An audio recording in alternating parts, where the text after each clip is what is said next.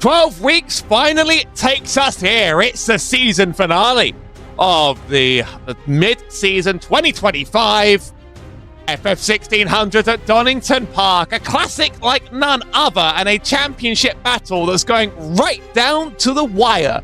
Before I talk about that, let me introduce, of course, my wonderful co-caster who's here to finish out the season with me, Ron Mons. How's it going, man? I think we are in for a really good race here at Donington Park on the less popular international layout. I still think we're in for a very good race. We've got 12 turns, 2.5 miles, and plenty of good overtaking opportunities.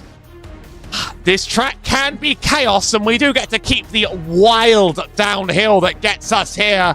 Donington Park, we're throwing in the crazy weird little hairpin at the end that I know has its detractors, but what you get in exchange still is this incredible down the hill run. It takes bravery and perseverance in any car. There's almost nothing like it on the season, and it's what a way to end our final ever British Build Championship. This is a fairly close championship, and we're going to be doing things a little bit differently this time around, mostly in part because I haven't really been able to work out the championship standings properly in earnest with the season time change, so you can blame me for it. But what I have got is a comparison of all of the drivers in the iRacing point standings. Couple names you've actually never seen in an SoF race, of course. Worth noting is that Tufts and Istad have identical points going in. They're both here. They're the 5 and the 6 cars in this lobby, and I'll try and keep an eye at the end as to who has that championship, but there's a real chance this is a 2-horse race. Yeah, it's looking very good for those two racers. Very skilled drivers behind the wheel of these Formula Ford race cars, and looking forward to seeing what the action's going to be between those two here today. I saw Daniel Tufts running in a Formula Ford race just the other day here on the iRacing platform, albeit that race was rather heavily soaked with rain, and as we saw a couple of weeks ago at Oulton Park, these cars in the rain, you're better off trying to pick up antimatter with chopsticks. You really can't do it. So definitely a bit easier of a race, but it's still going to be fast-paced. These races have always put on some good shows, and considering they're only 20 minutes long, the action's usually coming at you very, very quickly. Last season, we did see a wet race here, and it sort of spilled every car all over the track and spoiled the fun. I know I have someone in the chat asking if his championship rival, Andrew Morant, has made it here. I'm afraid to tell you, that's the 13 car, the Pigeon Cup, the final one that has made the bottom of this race. It pretty much split directly down the middle. He's got a lot of points on the line. We have 2 7Ks, Renz Broekman, Matt Kendall, Mikey Pollard here as well, Chris Cash, Alexander Istad, Tufts, Bellotti, Rory Hunt, Surly, Brown, and Dan Blake. We are kicking off with some of our... This is quite a long track, so I thought maybe we'd be seeing qualifying time, but something pop up in my time, and it turns out, no, it really does just take this long. Yeah, gonna have to wait a couple of moments here to actually get some qualifying times on the board, but looking back into practice, don't have any time to look forward to there, considering the practice session was only 3 minutes long. These drivers have 8 minutes at their disposal in this solo session, 2 laps to try and get the job done, and let's see who's going to be the top of the top in this final qualifying session of this season. Matt Kendall sets the first lap at 1:37.8. Christopher Cash only a 1:38.4 behind. Still drivers yet to sort of make it through that start-finish. Here's Mikey Pollard's car making it through to P2. Frederick Surly must shout out our season sponsor for the final time. FILMBIL.NO, providing any filming services for cars in TV, movies, and anything in between. Thank you so much for your support for the last 2 seasons of racing. It's been a joy to watch you run it and find a way to get unlucky many, many weeks. I'll be totally honest, I'll say that myself. Still a few left to get their laps done. Frederick Surly's was invalid. Rory Hunt is about to be finishing his first. Renz Broekman also hasn't finished his first lap. Yeah, and one thing to raise talking about this qualifying session, very easy to pick up those 1Xs running around here. You've got that old school grass and gravel runoff area, but it's very easy to test the limits of this racetrack. So I think these drivers will have to really be careful to keep that car on the road and make sure you can actually have a time on the board. Doesn't matter if you're really quick and really confident. If you can't get a lap time on the board at all, it's all going to come down to naught at the end of the day. As we see some very nice slides down into turn number 1, which I gotta say, Howie, probably going to be one of the more challenging corners of this racetrack for these drivers. It's a good braking opportunity, good overtaking opportunity as well. On lap 1, though, that is really going to be the site of some drama, I feel. I think some of these corners do inspire terror. Matt Kendall with the fastest. He's now parked the car, but it was a pretty small gap in it. Daniel Tufts jumps up, being informed that it's the pronunciation of, I think I did a good faith attempt at Renzel, but I've been told that it's Brookman, as in like Brooklyn. And I have a feeling as the American in the booth, you might be able to handle that one a little bit more. I like the sound of that. It rolls right off the tongue, let me tell you that. Lots of season championships to be decided here, of course, because that question earlier was because that's competing for the Seed Div 3 championship. There's a Div 2 in there as well. I'm not going to be able to get you all the results for those as they fly through, but everybody's got a lot to play for on this final week, and everybody wants to bring home that little iRacing certificate. And I still have 2 minutes left to go in this qualifying session, and I like that there, Howie. Me being the American, I'll be able to get used to Renz Brookman's name pronunciation a little bit easier. You know, I think I've mentioned this a couple of times on the broadcast I've done. I am from Philadelphia, which is just basically diet New York City. So if I can pronounce those New Yorker names and New Yorker borough names, I think I may be good to go here. So Renz Brookman looks like he's going to be starting this race in 4th in the 1 car. I believe we're just about done with qualifying. Everybody got their laps done, so we get to skip the final 2 minutes of silence. The final qualifying grid. Matt Kendall lines up on pole next to Adam Tonkins, 6 thousandths behind. Mikey Pollard sits in 3 next to Renz Brookman in 4th. Daniel Tufts lines up on 5th next to Andrea Bellotti. Frederick Surley gets 7th and Cash gets 8th. There's been some illegal times further back, I believe. Istad sits next to Nato Brown on 9 and 10. So everyone did set a time because Dan Blake and Graham Rory Hunt make up the final 2 cars. Andrew Morant sitting as a lone car on the final row. You guys know the drill. 15 minutes even. That's going to be 13 laps. The fast repair in tow and the 17X DQ. Don't want to hit it. Time's going to fly, especially while we're having fun around here. Time will fly when we're having fun here at Donington Park, but these drivers definitely have a lot of tension in their heads. We're in the final day of this iRacing season. This is the final race of the season for these drivers. We've got some contending for that championship, others contending just to have a really good result to hit the ground running for season 3 of 2025 here in the sim. Pretty awesome schedule to look forward to, but Donington won't be returning to the series until I believe one of the last rounds of season 3. So these drivers need to have a good performance here. Just hit that ground running, get off to a good start, and then worry about the rest of this 20-minute long race a little bit later on. I think we're only waiting for one more car to hit the grid. They're not all quite showing on the side. That's my fault and my responsibility. I'll be right back with that one. So let's just line up the cars now on the grid. It's Kendall on the left and Tompkins on the right in the 3 car. Then Pollard and Brookman. Brookman, I'm going to remember that one wrong in the 3 and the 4. We are green. Kendall gets abducted by UFR at the start-finish line, but he's already going, and Tompkins lines up right behind, in and out of the draft, interestingly, trying to find a line to make this turn 1 make sense further behind. Everybody's just about made it through single file, and really, this downhill is what's going to test everybody's bravery and everybody's guts. The car weight just shifts slightly as you head on down. There's a wreck around the back because Graham Rory Hunt's got a meatball flag already, but the majority of the grid was able to make it. Yeah, it looked like just about everybody made it through, but not everybody made it through. That opening series of bends, super tough to try and nail down in these race cars. A standing start, cold tires, all the jazz. These drivers not having a very easy start to this race. It looks like the two has been able to shake off those challenges from the UFO as they're 3 wide, running their way right behind, coming out turn number 8. Holy cow, Howie. This is how we're going to race lap 1, are we? Mikey Pollard there is on the left, and it's Renz Brookman on the right. Big outbreak heading into this final section. Very, very nasty hairpin about to follow up. A little bit of contact there from Pollard behind. And then Tompkins and Tufts tried to send it forward, just further back.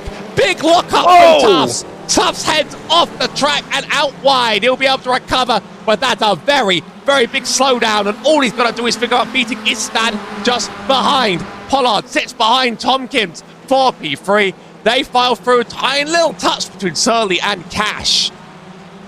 Well, that's a first lap. And that was a...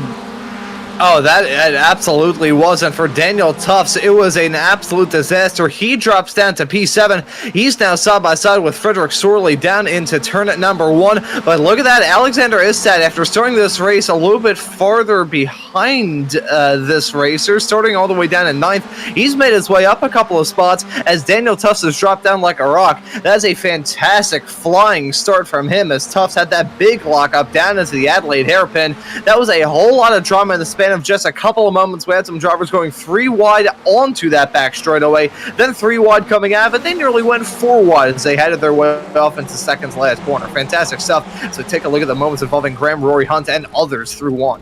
Yeah, that's Rory Hunt, Nato Brown, and Dan Blake. We're focused on Rory Hunt's car here. Nato Brown will be on the left-hand side.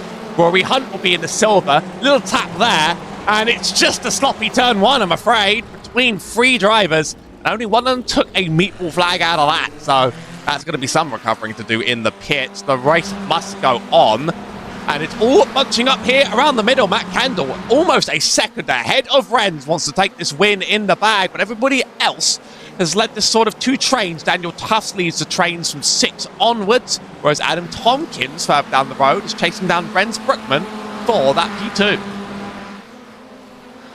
I'll tell you what, I think a lot of these racers are going to be looking forward to seeing the end of this iRacing season, but they want to end it off on a high as a side-by-side racing a flare-up between these two, heading their way down into the final turn, the hairpin, that brings this international version of this track to a conclusion. Technically called the Grand Prix, lad, but I always auto-default to the international course. That final turn, I've said this a lot on broadcasts I've done at Donington Park, and I will continue to say it until I am blue in the face, and my face is as blue as this number 3 car of Adam Tompkins that we're following right now. That final hairpin is hell on earth as far as I'm concerned. I think these drivers will be very happy about the season coming to a close just because they won't have to worry about running on this Grand Prix layout. They could switch off to the national one next season. The national one is where all the hype here comes from, and you get to fly through that little chicane and just fly through the start-finish straight into wonderful little chicane. And instead, you sort of have a parking lot to go through. I'm afraid that's not going to be a very unpopular opinion that that is an unusual hairpin for these cars. On board with Cash, he's got a bit of a gap to make up. I think Adam Tompkins might be looking to try and make the move on Brookman up ahead, but he's still holding it tight. That chicane is tricky to navigate. You've got to run it through at full speed, and then you have this sort of hell hairpin on the way. You try and brake it hard, try not to lock up. Daniel Tufts already lost places to this in the first place. Then this final hairpin just sort of comes at you when you least expect it. It just gets thrown at you as if they were drawing it confusingly. You've got to sort of cut part of it as it comes around. It's got an uneven radius. And then you'll finally back out onto the start-finish, ready to do it all again. 13 laps possibly the case around there. And Renz Brookman leads this little pack that has caught up to Kendall. They've worked together. There's a battle for the leader now. As we take a look at these racers, maybe going to flare up into a battle in the not too far off future. Just wrapping up one more point talking about that hairpin. As we saw those racers head their way off through that section, it's about as clunky as a malfunction malfunctioning golf cart. It is so bad heading off of that section. There's no good line heading off through there. There's only the least terrible. But these drivers looking to be the least terrible through that part of the racetrack and looking to be the best throughout the rest of it. 14 and a half minutes still left to go on the clock. Kendall running a little bit wide out of the McLeans of turn number 7. That small little section of the racetrack, it may not seem like too much. It's only 2 corners, but there are some rather important ones around this racetrack as it spits you onto this back straightaway, which even though these cars aren't the most draft heavy ones in the world, still long enough to go for a move as it's a fight between Brookman and Kendall down into the chicane, and that's going to be Brookman jumping his way up to P2, but still not over yet. The draft is good in these cars, and that appears to be a straight long enough to use them. Now Kendall under attack from Tompkins, but moves aside to cover him off, tries to get the inside on this hairpin. He may be able to clear on exit, but there's one more that just comes right at you, and it's about who could have been the fastest out of the exit. I think Kendall has a good run, but Brookman, he has the inside back again, and I think they're going to drag race this a little bit. Yeah, well, we start to see that drag racing game go on. That's going to be what gets really hairy, doubly so considering Kendall is still dealing with those technical issues. Down into turn number 1, he's going to hold on to the inside as Brookman's on the high side, and Tompkins is going to maybe try and make a move done as well. Look at Mikey Pollard in the 4 car. He's going to maybe get involved in this battle soon. In fact, he is right there to these racers as they're still side by side down the hill, off into turn number 4 of the old hairpin. That's Brookman's trying to hold his own around the outside. But now Tompkins got to look to get involved in that fight as Mikey Pollard got to turn into a 2x2 pack into 6. Pollard had a killer run there and just had to back off a little bit to make sure he didn't wreck the entire front of this field. All 4 racing very well. I think Pollard's an outside shot here to steal a position the moment there's space on the track. The space hasn't quite opened up yet, but now we're going to see a bit of a 2-on-2 drafting Fiesta down here into a hard braking zone. What could possibly go wrong? Brookman leads. 4 doesn't quite get any purchase through, and Brookman's able to lead through that chicane a bit wide from Kendall in the chicane, and I think that's given up a window for Cash to come flying through out of nowhere and take up some positions for the top 3. As we start to see this battle really flare up for these top running spots, we have to look a little bit farther in the back and see Daniel Tufts just barely involved in this battle. He's going to bring Alexander Istad into this fight as well. Now, how we were talking about this is nearly coming to blows as they headed their way through the final turn. That was Tompkins and Mikey Pollard nearly touching. They headed their way off through that section of the racetrack, but we were talking before the start of this show how it is pretty much a winner-take-all battle between Daniel Tufts and Alexander Istad for this championship here in these officials, and they're running nose to tail, which is already exciting enough, but considering that they are reeling in these drivers up towards the front of the field, that's when it's really gonna start getting intense, and I think we're not terribly far off that. That gap has cratered between this front 5 and Tufts and Istad. I think they are just going to be at each other's throats the whole race, but Tufts has had the advantage up to now, holding up ahead. If he can join this pack and become a part of this melee, that becomes easier for them. We're watching them at the same time we're watching this incredible racing up front. Renz Brookman and Matt Kendall have been able to run away a little bit, and they may be able to work together now as the rest of this pack further behind clumps up. I see Pollard in that yellow 4 swinging wildly down the straight, trying to make a gap, but doesn't quite open it up. Now, this is a corner that's haunted Tufts before, and he could get haunted again with his rival right behind him. This entire top of the field is electric, and there's even more happening further down the pack. Lotti is chasing down Frederick Surley. Morant is chasing down Braun. Morant could get that Div 3 championship with even a top 10 position, given the SOF of this lobby. Unfortunately, we don't really quite know what things are going to look like until it sorts out, but we'll do our best to work it out for you at the end of the show.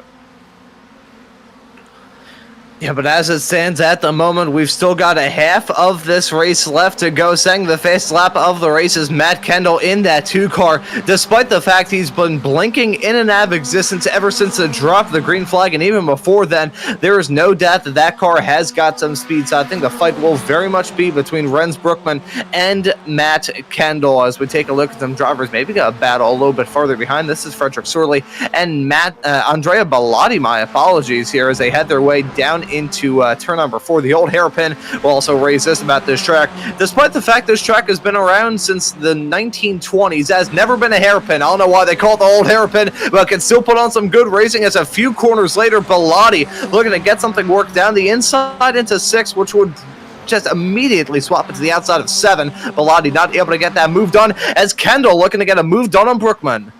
This straight seems to be where it all gets made or broken, but Brookman's very good there at moving out of the draft, jumping back into it, making sure that you just don't really have the time to make the run. 8 minutes to go, more than halfway through, and Kendall hasn't found his way through. The 2 are probably most happy that they've built enough of a gap to the cars behind. If they don't make mistakes, they're not quite threatened.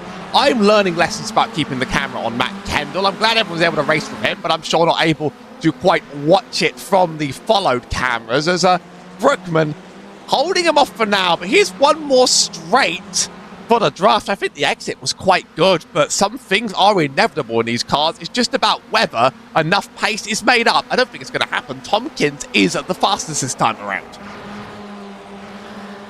Now the real question is, how is this battle going to look when they take the white? Will any more cars get involved in that battle for the win? Will any cars fall out of that battle for the win? When it comes to the fight between Brookman and Kendall, as much as they are very talented racers behind the wheel of these Formula Fords, there's only so much talent can do when you've got one car blinking wildly in and out of existence. Hasn't happened as of recent for Matt Kendall. That's still a problem that I think all of these drivers will have to live through between now and the end of this race. It could be a battle between Lewis Hamilton and Max Verstappen going side by side here in the sim, but if one of them has a toaster strudel as their Wi-Fi router, it's going to get to the point where you will not see those drivers be able to keep it clean, because iRacing will eventually say that number in terms of netcode, and it won't work out well as they're side by side down the backstretch. Kendall blinking out again, and Brookman remaining in the race lead, but here comes Tompkins. He's closing up.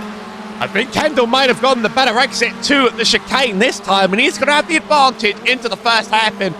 Doesn't quite get too bold on the brakes, doesn't want to take out his rival, but gets the pass done cleanly here on the top. Tompkins now a part of this. If something kicks off between the 2, Brookman going to have to try and aim for the outside, almost Adam Tompkins sending it free wide, but that radius of that hairpin, enough to hold back Brookman for the corner.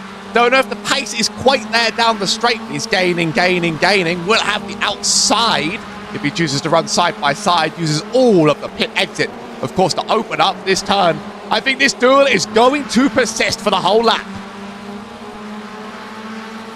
Oh, they are oh so close to coming to blows as they head their way down through craner curves of turn number 3. Look at Tompkins, maybe got to flare up and get involved in this battle as well. He's close, maybe going to try and size up an overtake attempt on Kendall in the not too far off future, as Brookman has jumped into an uncontested race lead for now. Here comes Kendall though, got to try and get something working around the outside down into turn number 7. He's got Tompkins on the inside of him. This is a damned if you do, damned if you don't situation. They're nearly bump drifting coming out of turn number 7. Incredible stuff between these racers right at the end of this race and right at the end of this season. Kendall and Brookman, they're side by side yet again, coming out of turn number 8 down the backstretch into the 9 and 10 chicane. Here in a couple of moments, it'll be a battle at late breakers between these 2 drivers. Who's going to win at? It looks like Brookman has always been the more confident driver in the brakes, but here comes Tompkins drawing alongside. Here comes Pollard though.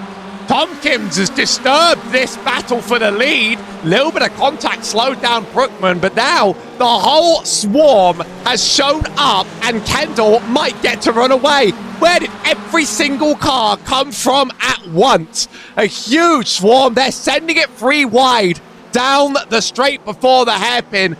Pollard's back in this as we fly back through the hairpin one more time. The 3 of Tompkins got the better exit there, and now we have sort of 2 rows of 2 using the draft, possibly a row of 3. cutting off Tufts, who at this point has well and truly made separation in his little battle. There's the contact with the one I was fearing. There's Brookman around and backwards.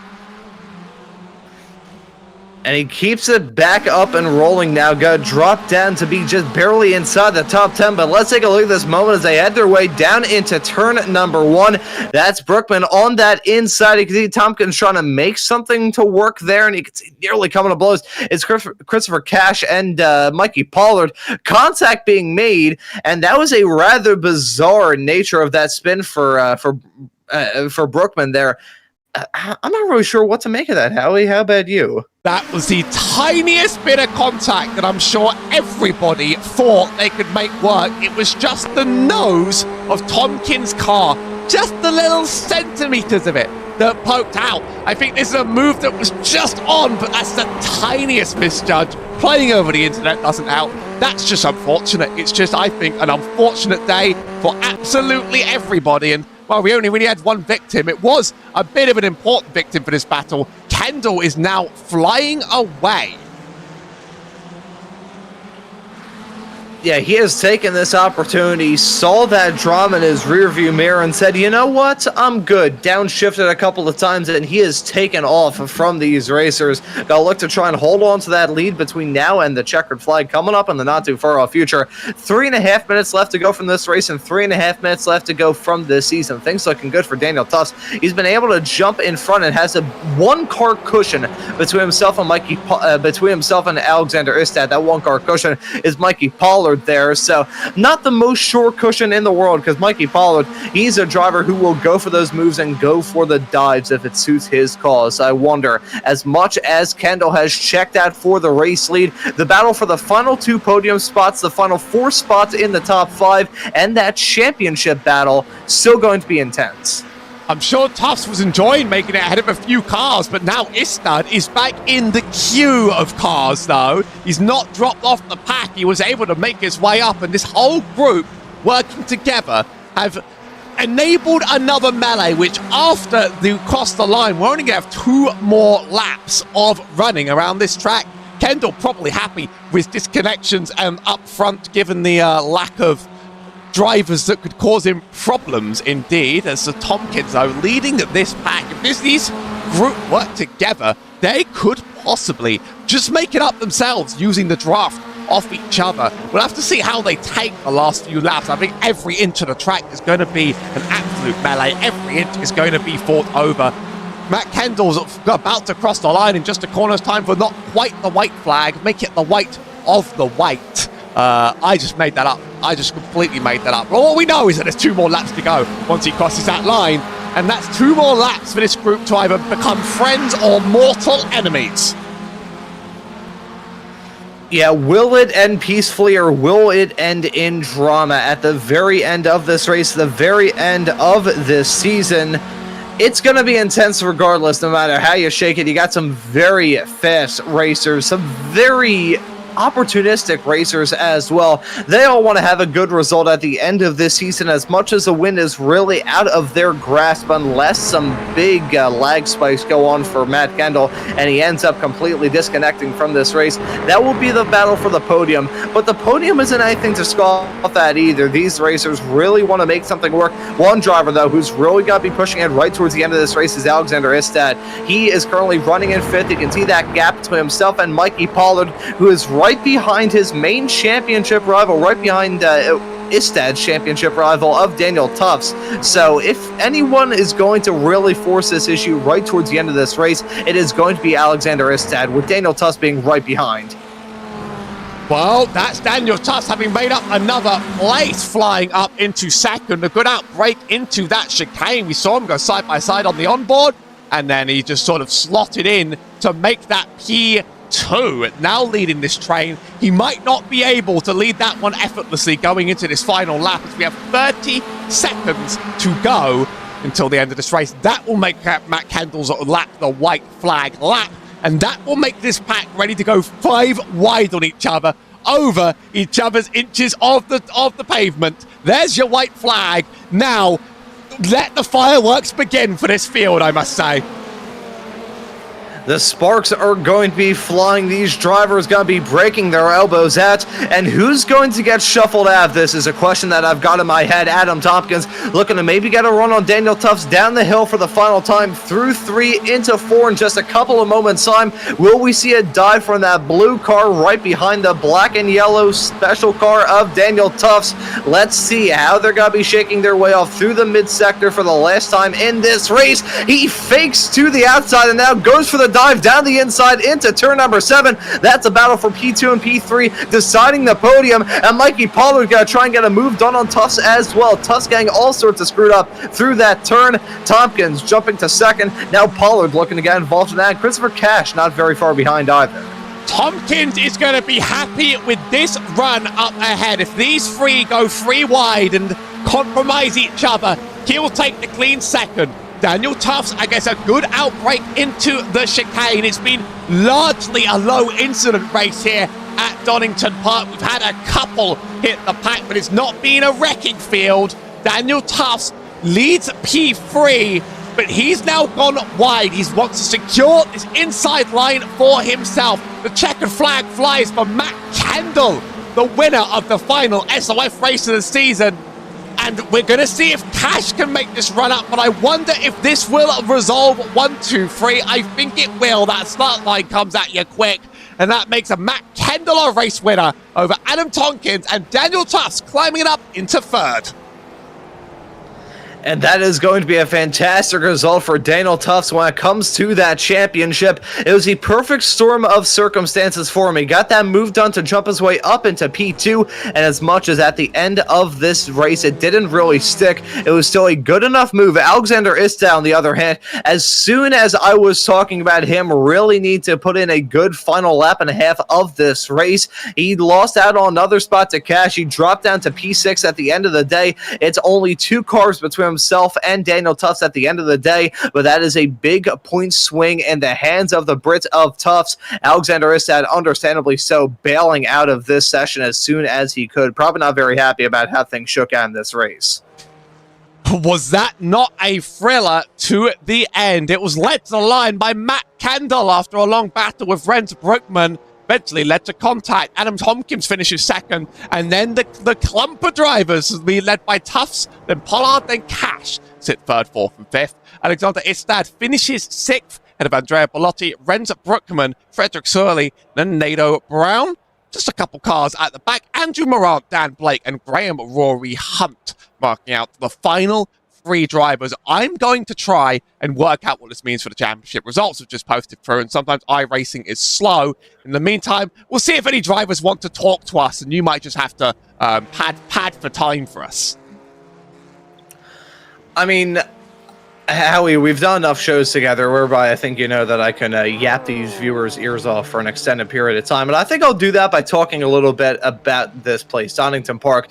It's a track that I really enjoy driving around in this sim. Personally, I'm more of a fan of the national layout than the Grand Prix layout that we ran today. The Grand Prix layout could put on some very, very good racing. That Adelaide hairpin, the second to last corner that we're following Christopher Cash had his way through on this cool-down lap.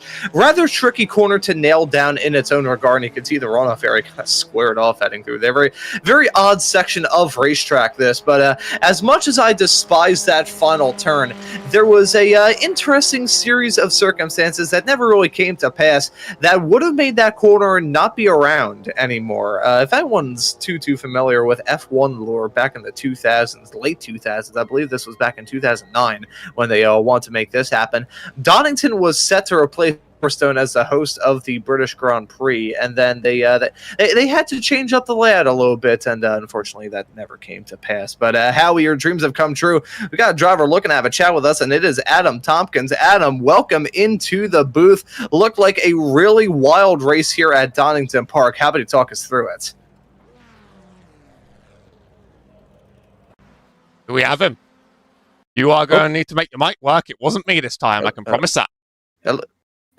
Hello, Mr. Tompkins. Well, I'll stall for time a little bit as he gets his... Oh, there we go. Wait. We can hear you now, Adam. How's it going? I was on mute. Yeah, it was a good race. It was a bit of a shame about the incident between me and Renz. It looks like it was netcode, unfortunately. We just discussed it in chat. I'm a bit disappointed in my quali lap because my first quali lap was probably absolutely on the money, but I made a mistake on 2 corners and lost 3/10, which is a bit of a shame. But well done to Matt. Got caught out by the internet on lap 1, which sent me a wide, but a bit spooked. But no, it was a bit of a shame because it was a good race for the first half, and then it just ended up a bit messy. And I want to ask you about the hard racing that we saw here at Donington Park. Do you think the reason why we saw some massive packs form all throughout this race, one of which you were at the epicenter of throughout the vast majority of this race, do you think this track kind of lends itself to having that hard battling, or do you think it was just the mix of a very competitive field, very high SOF, and plus it being one of the final races of this season, having a bit more pressure here out there on the track? It's one of those tracks really that's a bit 50-50 in terms of slipstream and pure pace. So, for example, the chicane, you can't really get enough slipstream to make an overtake because you're still on the outside of the second part. So it's quite a small track in that sense. So yeah, it does offer a bit of racing, but not a slipstream fest like we've seen at Thruxton. Yeah. And now looking ahead to season 3 of 2025 here in the FF's officials, we've got a fantastic season of races to look forward to. Alton Park, the Red Bull Ring, Summit Point, Watkins Glen, Road Atlanta, Laguna Seca, Long Beach, VIR, Bathurst, Sonoma, Alsher, Slaben, and Donington on the national layout, to be a bit more precise, going to be the schedules to look ahead to for season 3. I want to ask you what your favorite track of all those. Which one are you probably looking forward to the most heading into season 3? It would be Alton normally. This is my local track and probably the best track for this car, but unfortunately I'm not here for that day. So yeah, Sonoma's another good one, especially with the new scan coming. I think it's getting a bit of rework, or maybe that's the following season.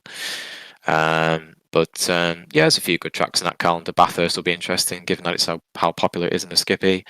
But in the future, it'd be nice to add a few new ones in there, such as the Bend, which is coming tomorrow. So really good for this car with all different layouts. So hopefully people make a purchase on that going forward. Yeah, it's a good selection. People are probably a bit tired of the British schedule on this one, so it'll be good to have a bit of a mix.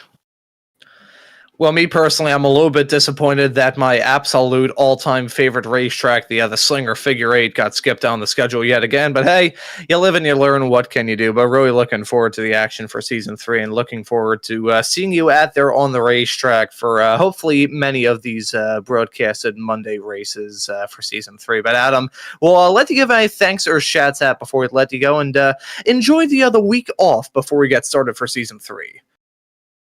Thanks very much. Big thanks to FM Sports, House GFM Sports as always. Looking forward to a new season next month and or the end of this month. And yeah, hopefully you can get back on the front pole where it should be normally, so not make any mistakes. I know you're a very, very quick driver, pretty much regardless of what kind of race car you're in. So looking forward to seeing you hit the track for season 3. Adam, thank you for joining us here in the commentary booth, and well done on the P2 result here today. Thank you. Take care.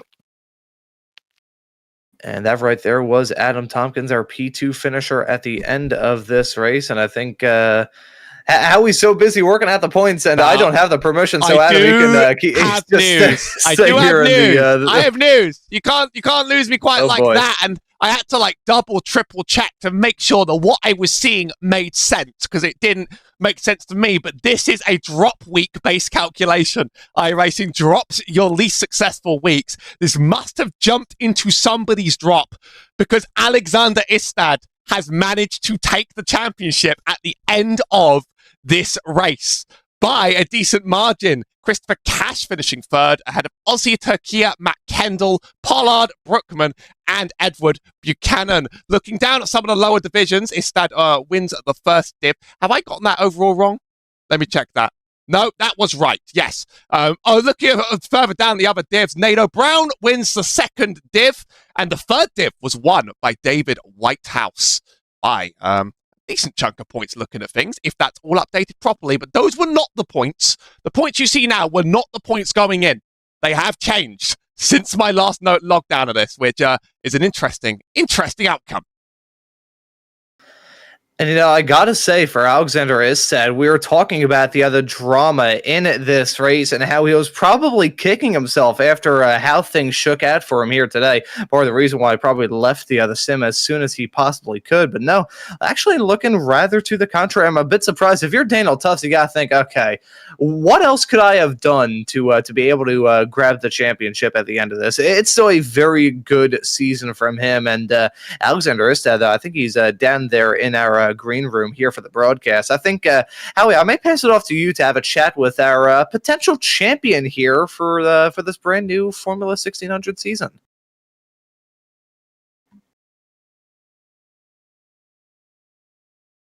Indeed. Alexander Istad, after oh, my voice is coming out through your mic, so hasn't happened before. Yeah, so. I'm like that, I think. Okay. I believe after drop scores, you have just made a sizable enough margin to win this SoF championship. I hope I don't declare that wrong, but that's what my eyes see after the update. That's what my scoreboard says as well. Not the same points as you. I think I'm 2.5 points in front of Daniel. That is curious because you're identical going in. I've loaded it up now and it says 1485 to 1463. I try not to understand how the system works though. Like it's, it comes from comes from hell. Comes from hell. Yeah. It's here to torment us. Talk us through the race though at Donington Park. Oh, it was horrible. I knew we had like 20 points difference going into this race, and as long as I managed to stay one place behind, I was safe. But I didn't. He managed to get away from me, and we had an interesting last lap. So I'm sweat, and I didn't think I managed. As you said, I not rage quit, but I was disappointed after the race. Until I got to see the points.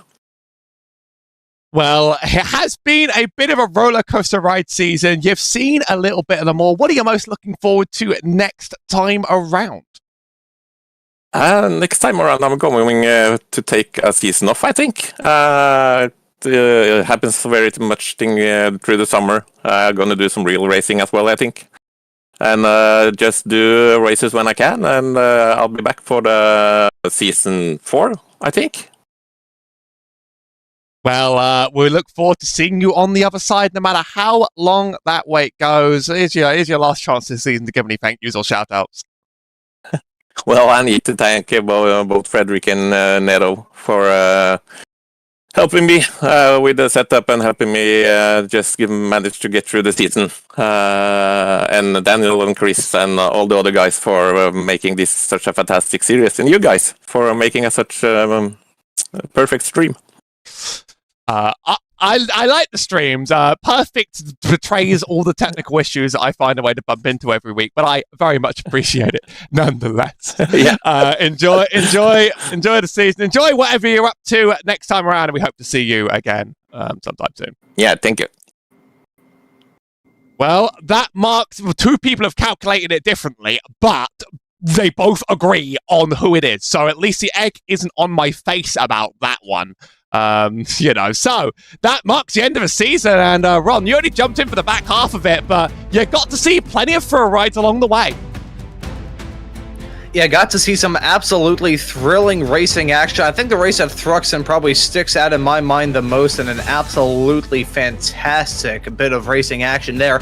But overall, my time in the series has been absolutely amazing. I've enjoyed it from start to finish. Hopefully all of you tuning into these broadcasts here on Maconi Entertainment have enjoyed the racing action as well. I'm a fan of the FFs. They can put on some absolutely fantastic racing here in the sim. And heading into Season 3, we've got an awesome season schedule to look ahead to, and just some brilliant racing action, which you'll be able to catch here on Maconi Entertainment week in and week out. So my final thoughts on this season, Howie, brilliant stuff from start to finish.